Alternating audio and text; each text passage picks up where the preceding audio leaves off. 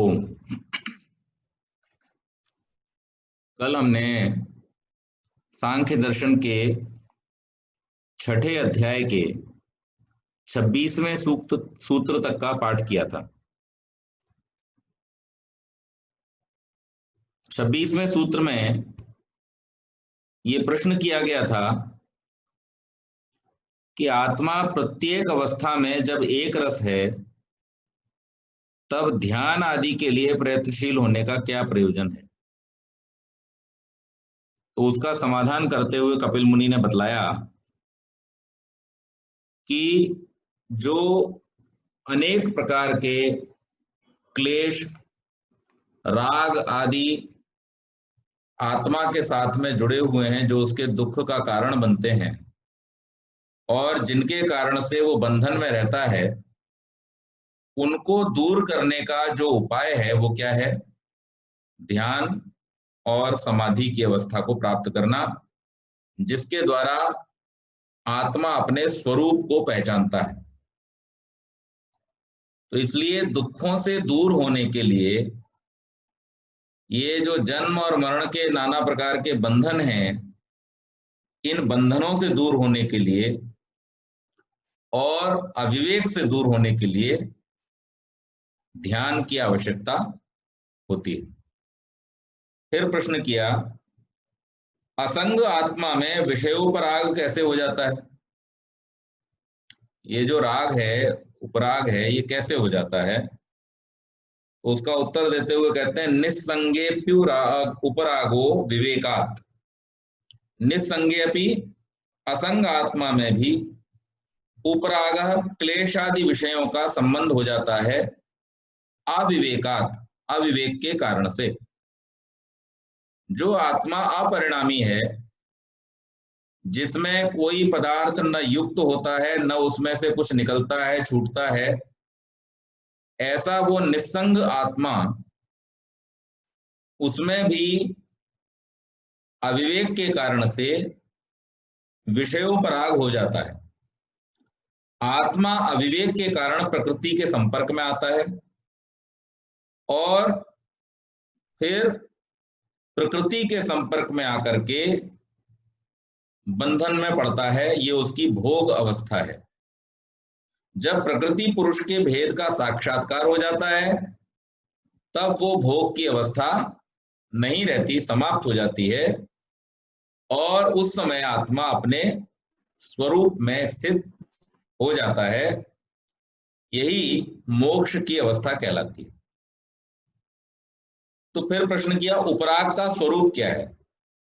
किसे कहते हैं उपराग? तो उसका स्पष्टीकरण करते हुए कपिल मुनि बतलाते हैं, जवा स्फटिकयोरिव नोपरागः किंतु अभिमानः।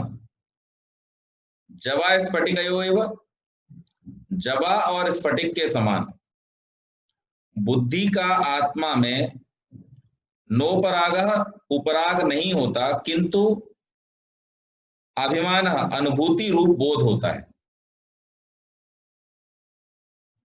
जवा कहते हैं गुड़हल को।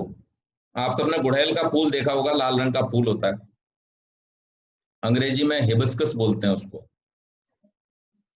और स्फटिक आप सब जानते हैं, क्रिस्टल स्टोन, स्फटिक पत्थर जिसको बोलते हैं, वो सफेद रंग का होता है, ट्रांसपेरेंट जैसा होता है।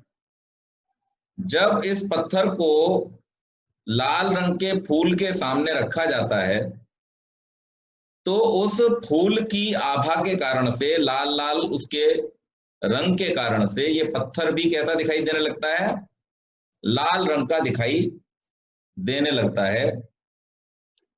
तो जैसे स्फटिक के परस्पर संपर्क से स्फटिक में जपा के वर्ण का जैसा उपराग पड़ता है, वैसा उपराग सत्व और पुरुष के संसर्ग से पुरुष में सत्व का नहीं पड़ता, किंतु बुद्धि के राग, द्वेष, वासना आदि धर्मों का आत्मा को अभिमान होता है।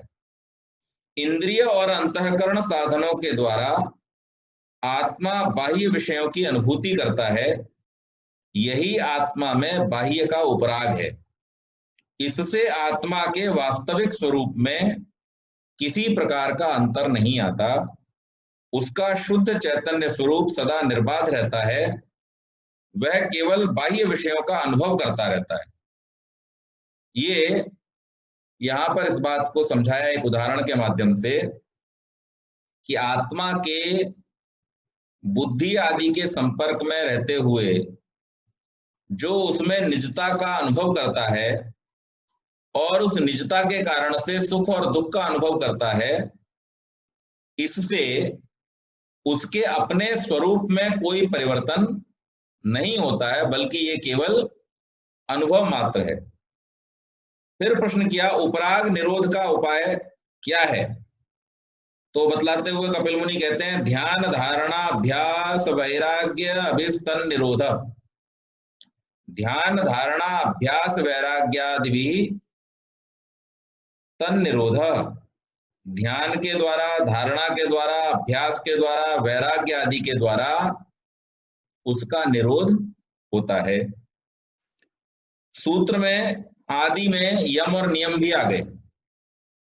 वैराग्य आदि जो शब्द कहा ना, तो वैराग्य के उत्पन्न होने के लिए जिस अभ्यास की आवश्यकता होती है, योग दर्शन में हमने पढ़ा और यहां भी पढ़ा कि वो अभ्यास किन चीजों का करना होता है? यम और नियमों का। तो यहां जब वैराग्य आदि कहा गया तो वैराग्य आदि में यम नियम आसन प्राणायाम प्रत्याहार धारणा ध्यान समाधि, ये जो अष्टांग हैं, ये आठों के आठों अंग इसमें समाविष्ट हो जाते हैं और इसके द्वारा जो चित्त की वृत्तियां हैं या जिन्हें यहां पर उपराग के नाम से पुकारा गया है, उनका निरोध हो जाता है। आगे कहा कि यम नियम आदि का सतत अनुष्ठान करने से विषयों में दोष दर्शन अर्थात दोष भावना उत्पन्न होगी, उससे विषयों के प्रति वैराग्य का उदय होगा। विरक्त पुरुष प्राणायाम आदि का निरंतर अभ्यास करते हुए किसी एक देश में चित्त को अवरुद्ध करने का यत्न करता है, यानी धारणा। जब अंतःकरण किसी एक देश में निरंतर रुद्ध हो जाता है, उस अंतराल में अन्य किसी वृत्ति का उदय नहीं होता, उसे धारणा कहते हैं। योगी जब इस अवस्था में पहुंच जाता है, तब अपने अंतःकरण को सर्वथा निर्विषय करने का यत्न वह करता है। जब अंतःकरण में आत्मचिंतन के अतिरिक्त और कोई वृत्ति नहीं उभर पाती, उस अवस्था का नाम क्या है? ध्यान। और ध्यान अवस्था प्राप्त होने पर समाधि लाभ होता है। जब तक ध्यान की अवस्था नहीं आएगी तब तक समाधि की अवस्था नहीं आएगी, और जब तक धारणा की अवस्था नहीं आएगी तब तक ध्यान की अवस्था नहीं आएगी। तो ये क्रमशः है।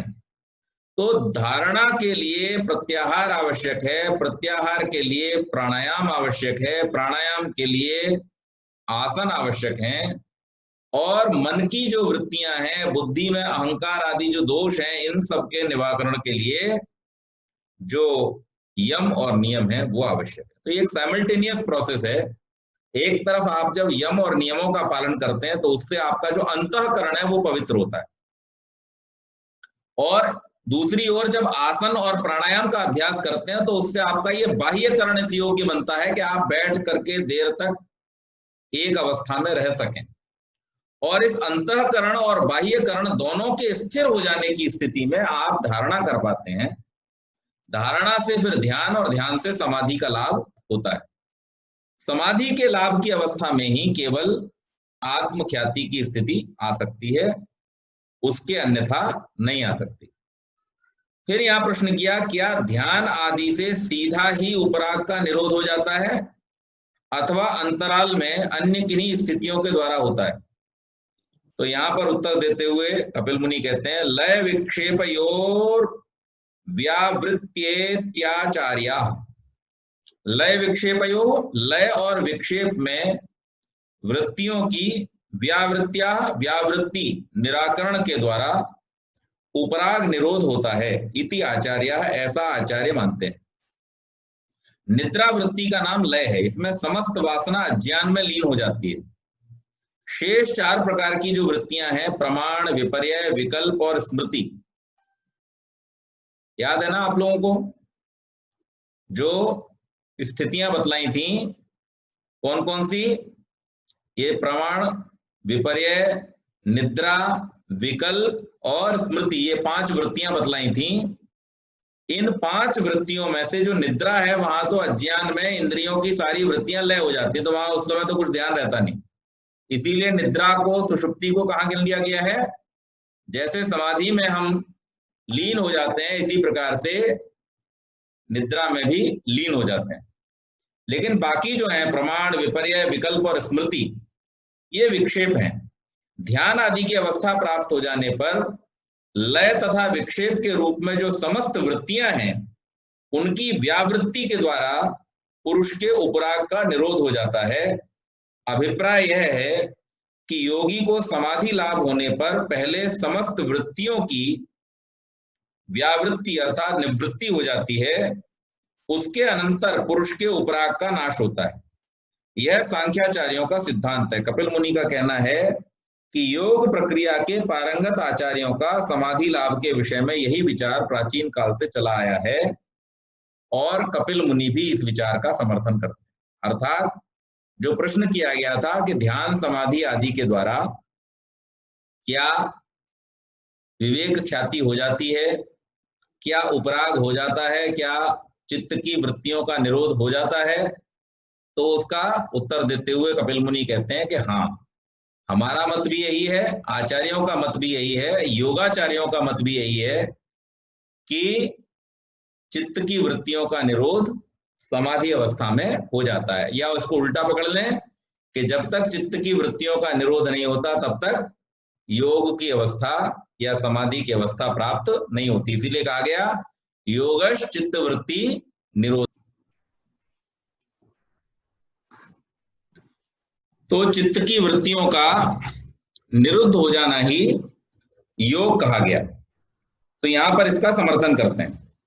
आगे फिर प्रश्न किया, क्या ध्यान आदि का अभ्यास समाधि प्राप्ति के लिए कहीं स्थान विशेष में करना चाहिए? अब जैसे हम लोगों के मन में भी ये शंका आती रहती है कि जंगल में जाके करें कि गुफा में बैठ के करें कि कहाँ बैठ करके करें, कैसे जाकर के हो, तो उसका भी यहाँ पर कपिल मुनि समाधान करते हैं। न स्थान नियमश चित्त प्रसादात, न स्थान।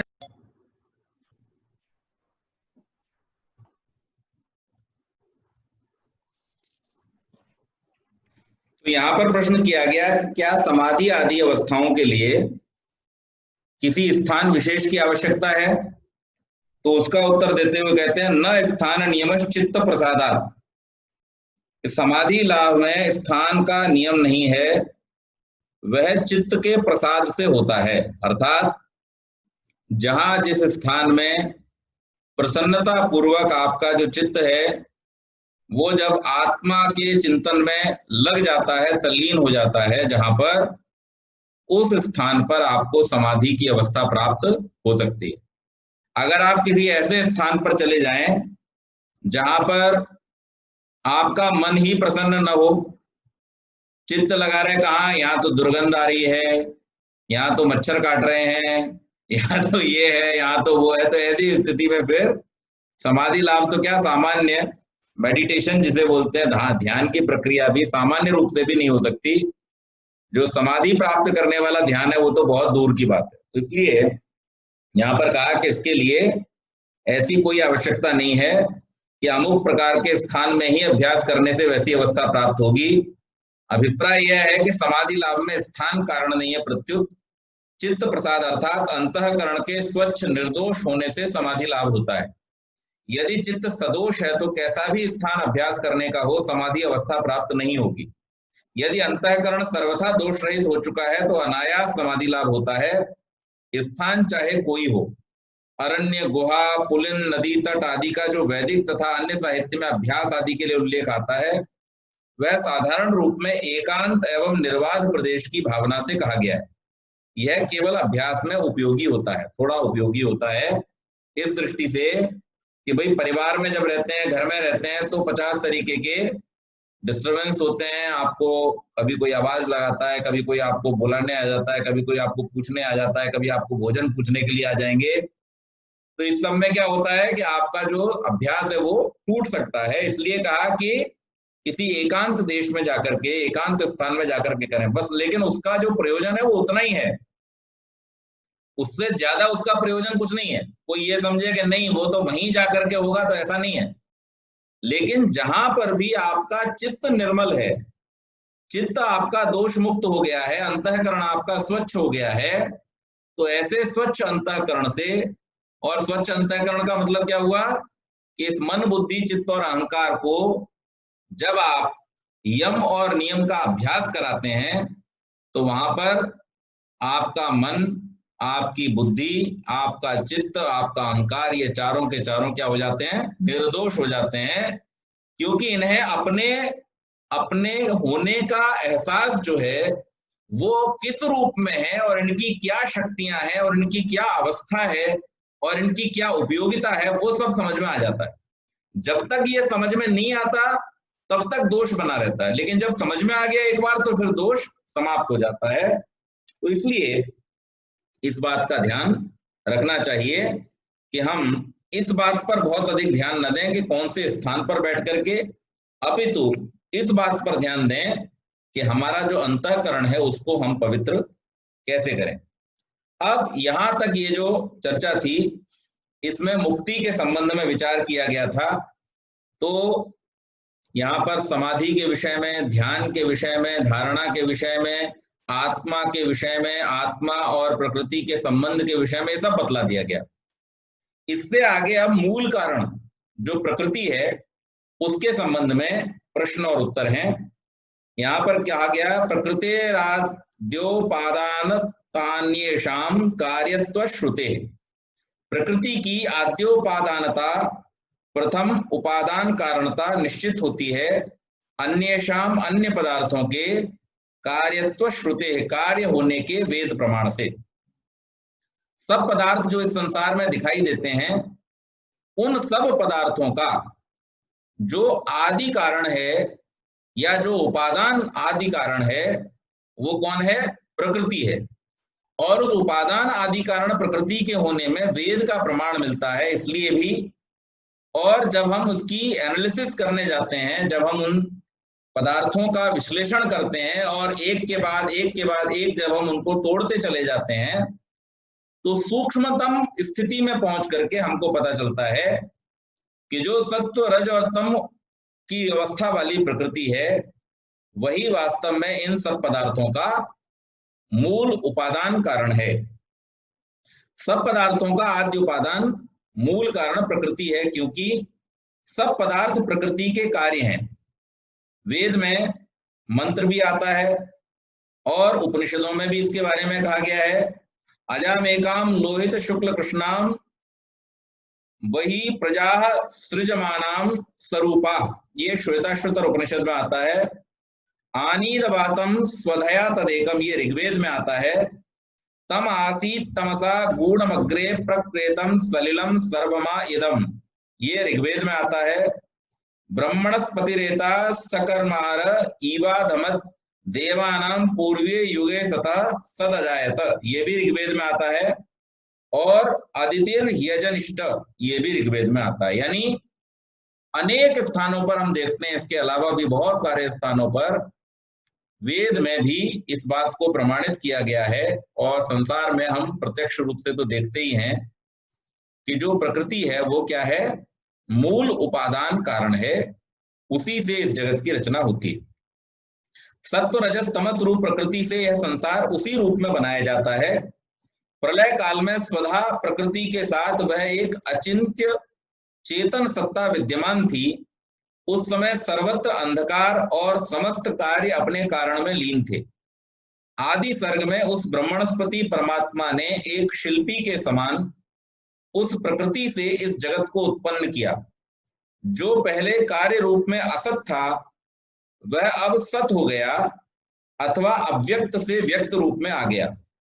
वह अदिति प्रकृति ही इस जगत के रूप में परिणत हो जाती है। इन आधारों पर यह पता चलता है कि यह प्रकृति जो है वो इस जगत का उपादान कारण है। इसी प्रकार से यहां पर एक और तरीके से कहा गया कि प्रकृति आद्य कार्य महत्व अथवा महत्त्व बुद्धि है। प्रकृति का जो आद्य कार्य है वो महत्त्व अथवा बुद्धि है। उत्पत्ति के उस क्रम को स्पष्ट और दृढ़ करने के लिए यह सूत्र है। आद्य अर्थात प्रथम कार्य बुद्धि अथवा महत्त्व के प्रति प्रकृति की उपादानता है। कारण यह कि आद्य कार्य उसी वस्तु से उत्पन्न हो सकता है जो स्वयं किसी का कार्य न हो, क्योंकि प्रकृति के अतिरिक्त अन्य सभी पदार्थ कार्य हैं, इसलिए आद्य कार्य के वे उपादान नहीं हो सकते। इस प्रकार आद्य कार्य का उपादान प्रकृति हो सकता है। आगे के सब कार्य बुद्धि द्वारा उत्पन्न हो पाते हैं। बुद्धि से अहंकार एवं अहंकार से मन, इंद्रिय, तन्मात्र आदि समस्त कार्यों का मूल उपादान प्रकृति है। पर प्रकृति को किसी कार्य रूप तक आने के लिए कार्यक्रम को पूरा निभाना पड़ता है। यह संभव नहीं कि सत्व, रज, तमस मूल उपादान से सीधा ही तन्मात्र उत्पन्न हो जाएं। तात्पर्य यह है कि तत्वों के प्रादुर्भाव में क्रम में व्यतिक्रम संभव नहीं है। इस क्रम और व्यतिक्रम के द्वारा हम इसको इस उदाहरण से समझते हैं कि ये जो क्रम है प्रकृति के मूल तत्वों से सृष्टि के बनने का, इसमें व्यतिक्रम अर्थात इसमें व्यवधान नहीं हो सकता। ये अपने तरीके से ही होगा। जैसे आप अगर चाहें कि फूल बाद में आए और फल पहले आ जाए, तो आप कितनी भी कोशिश कर लीजिए ऐसा नहीं होगा। पेड़ पर पहले फूल आएगा और फूल के बाद में ही फल आएगा। ये नियम है। नियम है तो इसी प्रकार से होगा। ऐसे ही जब हम घर में घी बनाना चाहते हैं तो घी के लिए क्या प्रक्रिया है कि पहले दूध होगा, दूध से फिर दही बनेगा, दही से फिर मथ करके मक्खन निकाला जाएगा और मक्खन से फिर घी बनेगा। या फिर आजकल कुछ लोग कच्चा घी बना लेते हैं। पहले दूध को गर्म किया जाएगा, उसमें से मलाई उतारी जाएगी, उस मलाई को मथ करके और घी निकल आएगा।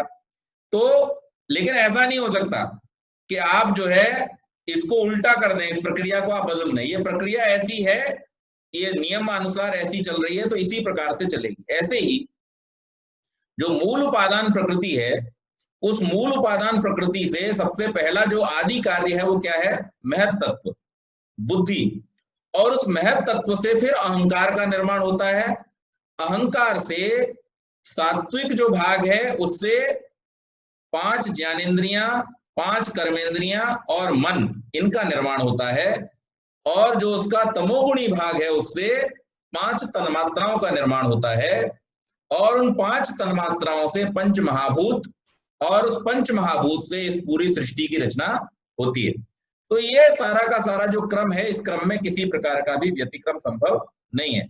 यदि आद्य कार्य महत् तत्व का उपादान प्रकृति इसी कारण है कि वह किसी का कार्य नहीं, तो आत्मा को आद्य कार्य का उपादान क्यों न मान लिया जाए? अब यहाँ पर शंका की गई कि अगर आप ये कहते हो कि बुद्धि महत् तत्व जो है उसका उपादान या उसका आद्य कारण जो है वो कौन है? प्रकृति है।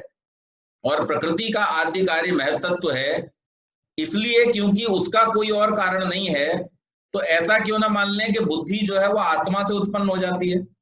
ये भी तो माना जा सकता है। अच्छा, पूरा जीवन मानते भी तो हम यही रहते हैं।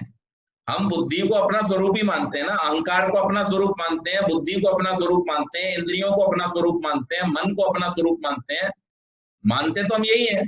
तो यहाँ पर वो प्रश्न कर रहे हैं, शंका उठाई कि ऐसा मान ही लिया जाए तो इसमें क्या दिक्कत है? तो उसका उत्तर देते हुए कपिल मुनि कहते हैं, नित्यत्वेपि नात्मनो योग्यत्वाभावात्, नित्यत्वेपि नित्य होने पर भी न आत्मनः आत्मा की उपादानता संभव नहीं है, योग्यत्वाभावात् आत्मा में उपादान होने की योग्यता के अभाव के कारण से। आत्मा में संसार का उपादान होने की योग्यता नहीं है। कारण आत्मा अचेतन नहीं है, आत्मा परिणामी नहीं है, और इसलिए आत्मा में संसार की रचना की योग्यता नहीं है। इसलिए आत्मा को उपादान कारण नहीं माना जा सकता।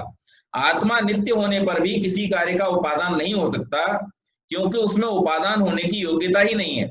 उपादान योग्यता के लिए केवल नित्य होना अर्थात किसी का कार्य न होना अपेक्षित नहीं है, बल्कि उसका गुण होना एवं संगी होना अर्थात अन्योन्य मिथुन स्वभाव होना भी आवश्यक है। सत्व रजस तमस में यह संभव है, आत्मा में नहीं। आत्मा तो निर्गुण, गुणातीत एवं अपरिणामी है। त्रिगुणात्मक प्रकृति नित्य होने पर भी परिणाम स्वभाव वाला है। इसलिए इस प्रकार की जो उपस्थिति है या इस प्रकार की जो संभावना है वो केवल और केवल त्रिगुणात्मक प्रकृति में ही संभव है। आत्मा कूटस्थ और नित्य है, इसमें ये अपेक्षित योग्यता न होने के कारण से आत्मा किसी भी पदार्थ का उपादान कारण नहीं हो सकती। प्रकृति के संपर्क में आए बिना आत्मा स्वतः कर्म कर्ता व भोक्ता रहता है, अथवा आत्मा में स्वतः उपादानता की योग्यता न रहने पर भी अविद्या आदि के सहयोग से उसमें जगत के उपादान होने की संभावना हो सकती है। इत्यादि विचार आत्मा के विषय में कुतर्क होने से आत्मा के वास्तविक स्वरूप तक नहीं पहुंचने देते। जो ये बार बार प्रश्न उठाए जा रहे हैं, बार बार जो इसको कपिल मुनि अब क्या कहते हैं, एक तरह से समझो झुंझुला करके कपिल मुनि कहते हैं कि ये जो बार बार कुतर्क करते हैं या इस प्रकार से जो नहीं मानना चाहते हैं इस बात को, उनके कारण से ही उनके इस मोक्ष के स्वरूप तक पहुंचने में या आत्म ख्याति तक पहुंचने में बाधा उत्पन्न होती है। इसके लिए सूत्र देते हैं, श्रुति विरोधान कुतर्कापसदस्यात्म लाभ। श्रुति विरोधात वेद विरुद्ध होने के कारण कुतर्कापसदस्य कुतर्क से अभिभूत व्यक्ति को आत्मलाभ आत्मदर्शन नहीं होता है। तो जो बार बार बात को न मान करके, ऋषियों की बात को न मान करके, वेदों की बात को न मान करके जो केवल और केवल प्रश्न खड़ा करता रहता है, केवल और केवल कुतर्क उपस्थित करता रहता है, उस व्यक्ति को आत्मख्याति की अवस्था प्राप्त, क्योंकि उसकी सारी शक्ति काय में लग जाती है, उसकी सारी की सारी शक्ति कुतर्क उपस्थित करने में लग जाती है। हम ऐसा न माने तो, हम वैसा न माने तो, हम ऐसा न करें तो, हम वैसा न करें तो। इसकी बजाय स्वीकारात्मकता का होना आवश्यक है। मनन एक चीज है, लेकिन कुतर्क उपस्थित करना दूसरी चीज है। मनन उन बातों पर किया जाता है जो किसी व्यक्ति विशेष के द्वारा कही गई हैं और जिनके संबंध में हमारे आत्मा में संदेह की स्थिति होती है। लेकिन जो बात वेद के द्वारा प्रमाणित है, जो बात आप्तों के और ऋषियों के द्वारा कही जाती है, उसमें कुतर्क को उपस्थित करना निश्चित रूप से हमारे जो प्रयोजन है उसमें बाधा उत्पन्न करता है। किस रूप में बाधा उत्पन्न करता है कि हमारा बहुत सारा समय और हमारा बहुत सारा पुरुषार्थ जो है उसमें नष्ट हो जाता है। इसलिए यदि परिणामी माना गया तो आत्मा जड़ हो जाएगा, तब वह चेतन न रहेगा और ना ही गुणातीत रहेगा। आत्मा का अचेतन या परिणामी स्वरूप कदापि नहीं है। जो आत्मा का ऐसा स्वरूप मानेगा वह कभी आत्मा की वास्तविकता तक नहीं पहुंच सकता। निस्संदेह वो आत्म लाभ से भी, अर्थात आत्मज्ञान के लाभ से भी सदा वंचित ही रह जाएगा। जो आत्मा को परिणामी मानेगा या आत्मा को जगत का कारण मानेगा या आत्मा को बुद्धि आदि का कारण मानेगा, तो फिर वो ऐसे प्रश्न उपस्थित करेगा जैसे बहुत सारे लोग करते हैं। बहुत सारे लोग क्या प्रश्न करते हैं, बहुत सारे लोग ये प्रश्न करते हैं कि आचार्य जी ये बतलाइए कि ये जो संसार में होता है ये हम करते हैं या परमात्मा करता है।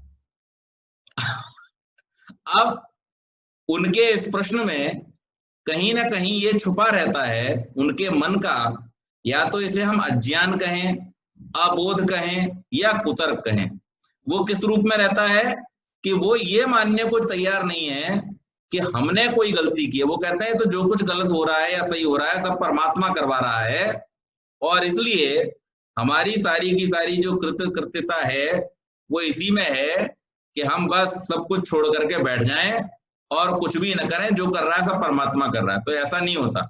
ये इस शास्त्र में शुरू में ही समझा दिया गया था कि अगर आप अपुरुषार्थी होकर के बैठ जाएंगे या सब कुछ करने वाला परमात्मा को मान करके कि जब जो होना है तब सो होगा, परमात्मा की व्यवस्था है, और आप अकर्मण्य होकर के अगर बैठ जाएंगे तो आपको कृतकृत्यता की स्थिति प्राप्त नहीं होगी, आपको पुरुषार्थ नहीं होगा, और उस पुरुषार्थ के न होने से आप आत्म साक्षात्कार या मोक्ष की अवस्था को प्राप्त नहीं कर पाएंगे। तो इसलिए यहाँ पर ये कपिल मुनि कह रहे हैं कि आत्मा के संबंध में जो भी विचार वेद प्रतिपादित हैं, अर्थात अगर वेद ये मानता है, श्रुति के द्वारा ये प्रमाणित है कि आत्मा चेतन है, अपरिणामी है, और वो प्रकृति का उपादान कारण न होकर के भोक्ता है, जैसा कि उस मंत्र में कहा गया था, द्वा सुपर्णा सयुजा सुखाया।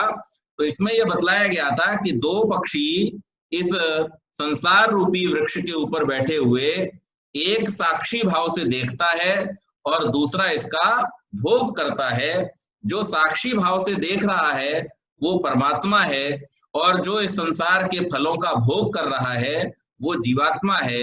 और ये प्रकृति, ये संसार जो है वो क्या है, वो भोग के लिए वो संसार रूपी वृक्ष है और वो फल है। तो यहाँ पर इसी प्रकार से कहा गया कि कुतर्क उन बातों में करना चाहिए या तर्क उन बातों में उपस्थित करना चाहिए जिनकी प्रामाणिकता में किसी प्रकार का संदेह हो, लेकिन जो आप्तों के द्वारा या श्रुति के द्वारा, वेद के द्वारा प्रमाणित है, उसमें नाना प्रकार के कुतर्क उपस्थित करके समय और पुरुषार्थ की हानि नहीं करनी चाहिए। फिर प्रश्न किया, लोक में जितनी रचना देखी जाती है वह सब पृथ्वी आदि भूतों से होती देखी जाती है, तब सब जगत का कारण प्रधान प्रकृति को बताना कहां तक युक्त है? तो फिर सूत्रकार ने इसका उत्तर दिया, पारंपर्येपि प्रधानानुवृत्ति रणुवत, पारंपर्येपि कार्य कारण की परंपरा होने पर भी प्रधानानुवृत्ति, प्रधान तक उसकी अनुवृत्ति रहती है अणुवत, अणु के समान। यह ठीक है कि लोक में जो रचना देखने में आती है वो पृथ्वी आदि भूत तथा अन्य तत्व हैं, परंतु वे सब किसी के कार्य हैं, ये बात प्रमाणित होती है। पृथ्वी आदि जो तत्व हैं ये सब वास्तव में मूल तत्व नहीं है। मूल क्या है? प्रकृति है। सत्व रज और तम रूपा जो प्रकृति है वो वास्तव में मूल है, और उसके कार्य रूप में इन पंच महाभूतों की पंच तन्मात्राओं से, पंच तन्मात्रा की अहंकार से, अहंकार की महत तत्व से, और महत तत्व की सत्व रजो और तमोगुण प्रकृति से निर्मिति होती है। तो इस कारण से ये सब कार्य हैं, ये कारण नहीं है। तात्पर्य यह है कि दृश्यादृश्य जगत की कार्य कारण परंपरा के जान लेने पर यह आवश्यक है कि इसका कहीं पर्यवसान हो।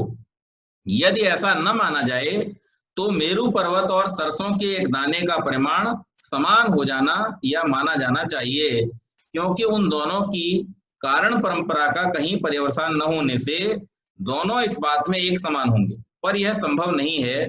इसलिए कारण परंपरा का पर्यवसान युक्त है। जहां यह पर्यवसान होता है वह समस्त जगत का मूल उपादान प्रधान अथवा प्रकृति है। वह अणु के समान कारण की अत्यंत सूक्ष्म अवस्था है। यद्यपि सांख्य दृष्टि से अणु एक कार्य रूप परिणामी तत्व है, लेकिन यहाँ पर जो अणु शब्द का प्रयोग किया गया है वो अति सूक्ष्मता की दृष्टि से किया गया है। तो इसको उस रूप में न समझें कि अणु तो पदार्थों के होते हैं, ऑक्सीजन का अणु होता है, हाइड्रोजन का अणु होता है, उस रूप में न समझें इसको। यहाँ पर अणु शब्द जो है वो सूक्ष्मता को ज्ञापित कर रहा है, तो इसी रूप में इसको समझना चाहिए। पृथ्वी आदि स्थूल कार्यों के सूक्ष्म कारण पृथ्वी आदि परमाणुओं को शास्त्रज्ञों द्वारा स्वीकार किया जाता है।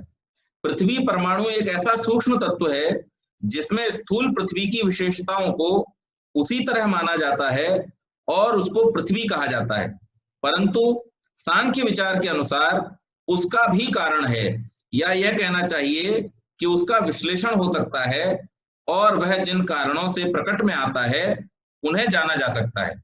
योग सूत्र व्यास भाष्य की व्याख्या करते हुए निर्विचारा सविचारा समापत्ति के वर्णन प्रसंग में यहाँ पर कहा गया है कि पार्थिव परमाणु का मुख्य उपादान कारण गंध तन्मात्र है और साधारण सहयोगी निमित्त रस तन्मात्र आदि रहते हैं। इसी प्रकार जलीय परमाणु का उपादान रस तन्मात्र है और गंध को छोड़कर अन्य रूप तन्मात्र आदि सहयोगी रहते हैं। ऐसे ही आग्नेय अथवा तेजस परमाणुओं की उत्पत्ति गंध तन्मात्र और रस तन्मात्र को छोड़कर स्पर्श तथा शब्द तन्मात्र के सहयोग द्वारा रूप तन्मात्र से होती है। इस प्रकार पांचों तरह के जो परमाणु हैं अपने विभिन्न कारणों से प्रादुर्भाव में आते हैं। तो हमने इस शास्त्र के आरंभ में पढ़ा था कि जो मूल कारण प्रकृति है, वो मूल कारण प्रकृति जब किसमें महत तत्वों में परिवर्तित होती है, तो महत तत्व से फिर अहंकार की निर्मिति और अहंकार से पंच तन्मात्राओं की निर्मिति होती है। फिर पंच तन्मात्राओं के विषय में हमने बतलाया था कि पंच तन्मात्राओं को सूक्ष्म भूत कहा जाता है, यानी किसी पदार्थ की वो अवस्था, इसको ध्यान से सुनिएगा, किसी पदार्थ की वो अवस्था जिसमें वो पदार्थ अपने रूप में प्रकट नहीं होता है, उसको तन्मात्र कहते हैं। और जब वो अपने रूप में प्रकट हो जाता है तो उसको हम महाभूत कहते हैं, पंचभूत कहते हैं। तो ये जो पंच महाभूत हमको प्रकट रूप में पृथ्वी, जल, वायु, अग्नि, आकाश, ये हमको जो दिखाई देते हैं, इनके दिखाई देने के पहले की जो अवस्था है जिससे इनका प्राकट्य हुआ है, वो अवस्था क्या है? तन्मात्र की अवस्था है। तो रूप तन्मात्र से अग्नि, शब्द तन्मात्र से आकाश, स्पर्श तन्मात्र से क्या? वायु, रस तन्मात्र से जल और गंध तन्मात्र से पृथ्वी, इनका निर्माण हुआ है। अन्य दर्शनों में इसीलिए गंधवती पृथ्वी कहा जाता है कि पृथ्वी कहां से उत्पन्न हुई है, पृथ्वी तत्व कहां से उत्पन्न हुआ है? गंध तन्मात्र से उत्पन्न हुआ है। तो ये इनके मूल गुण हैं और उनसे इनकी उत्पत्ति होती है। अब हम अगर मॉडर्न साइंस की भी बात करें तो मॉडर्न साइंस में भी जब हाइड्रोजन का परमाणु है, ऑक्सीजन का परमाणु है, नाइट्रोजन का परमाणु है, ये सब परमाणु हैं और इन परमाणुओं का जो वजन है, जो वेट है, वो अलग अलग है। और हाइड्रोजन का सबसे हल्का है, उससे भारी ऑक्सीजन का, उससे भारी कार्बन का। लेकिन इनके अंदर जो द्रव्यमान है, वो द्रव्यमान किनके द्वारा है? इलेक्ट्रॉन, प्रोटॉन और न्यूट्रॉन की अलग अलग मात्रा के कारण इनका द्रव्यमान अलग अलग है। लेकिन जब हम मूल में चले जाते हैं, यानी इलेक्ट्रॉन, प्रोटॉन और न्यूट्रॉन के स्तर पर जब हम इनका विश्लेषण करते हैं, तो इलेक्ट्रॉन वही इलेक्ट्रॉन हाइड्रोजन के हैं, वही इलेक्ट्रॉन ऑक्सीजन के हैं, वही इलेक्ट्रॉन कार्बन के हैं, उनमें कोई फर्क नहीं होता।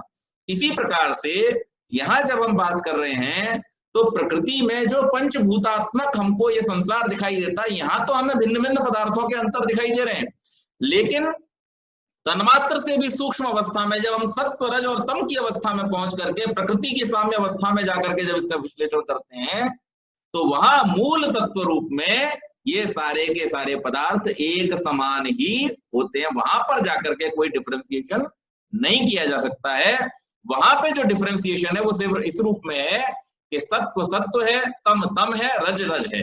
जैसे इलेक्ट्रॉन इलेक्ट्रॉन है, तो वो जितने पदार्थों में भी है वो सब इलेक्ट्रॉन एक जैसे, प्रोटॉन एक जैसे और न्यूट्रॉन एक जैसे हैं।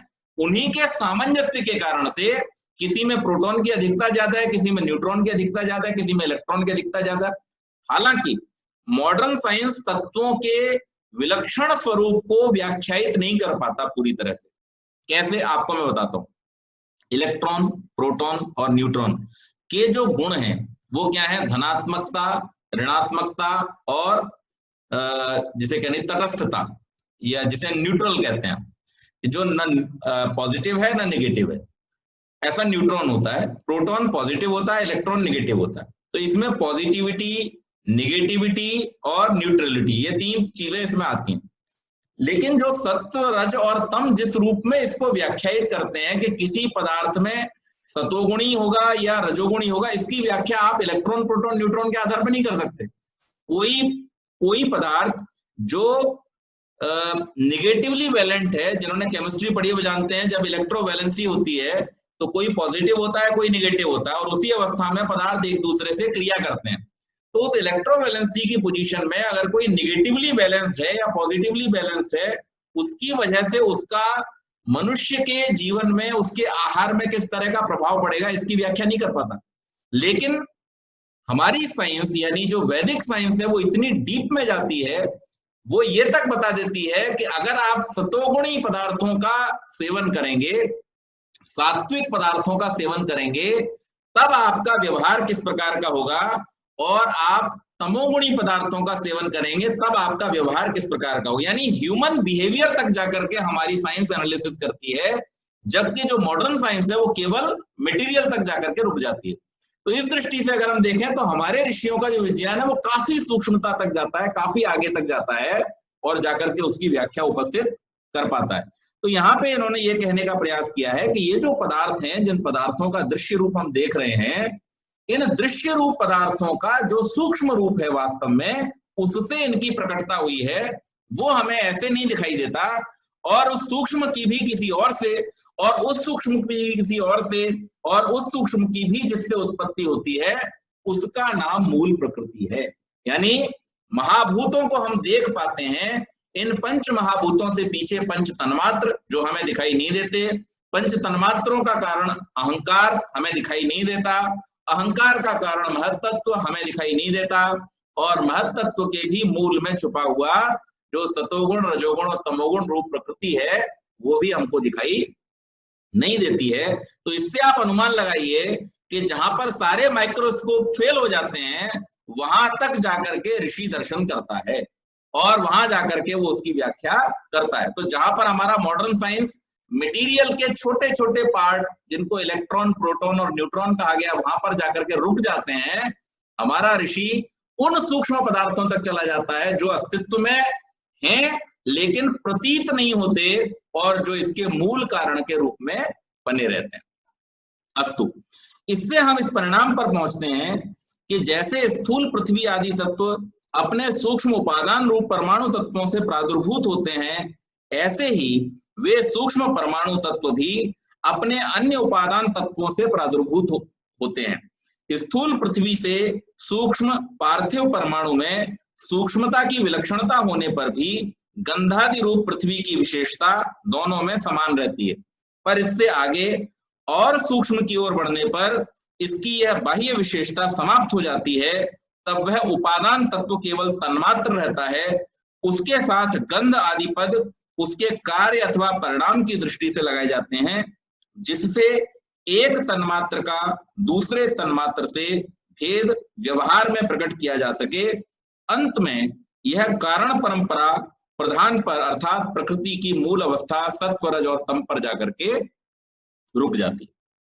फिर प्रश्न किया, यदि मूल उपादान त्रिगुणात्मक है तब उसके विभू कहे जाने का क्या कारण है?